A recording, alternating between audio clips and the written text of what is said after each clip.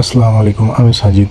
আজ সকাল সকাল বেরিয়ে পড়লাম চারমিনারের উদ্দেশ্যে। যেহেতু আজকে রমজান মাসের 10 তারিখ, রোজা রেখে আছি, তারপরও তোমাদেরকে চারমিনার দেখানোর জন্য সকালবেলায় উঠে চলে এলাম চারমিনারের উদ্দেশ্যে। তেলেঙ্গানার হায়দ্রাবাদে অবস্থিত ঐতিহাসিক চারমিনার 1591 সালে কুতুব শাহী রাজবংশের পঞ্চম শাসক সুলতান মোহাম্মদ কুলি কুতুব শাহ এই স্মৃতিস্তম্ভ ও মসজিদটির নির্মাণ করেন। ভয়াবহ প্লেগ রোগ থেকে মুক্তির স্মৃতি হিসাবে এই চারমিনার নির্মিত হয়। এতে 4টি বিশাল সুউচ্চ মিনার রয়েছে, যার প্রতিটি উচ্চতা 56 মিটার। এর ঠিক পাশেই আছে ঐতিহ্যবাহী লালবাজার ও সুদৃশ্য মক্কা মসজিদ। যেহেতু পাশেই আছে মক্কা মসজিদ, হায়দ্রাবাদের ঐতিহ্য, তো চলো সেখান থেকে একবার ঘুরে আসি। চারমিনারের ঠিক পাশেই আছে নিমরা ক্যাফ, যেখান থেকে রোমান বিস্কুট এবং ইরানি চায়ের স্বাদ নিতে পারো। তো ফাইনালি ঢুকে গেলাম আমরা মক্কা মসজিদে।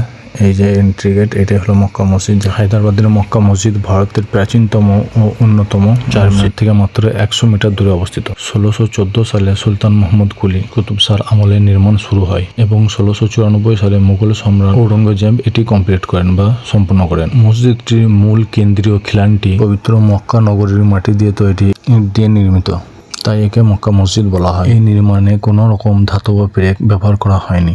এই মসজিদে একসাথে প্রায় 10,000 জন মুসল্লি একসঙ্গে নামাজ আদায় করতে পারবে।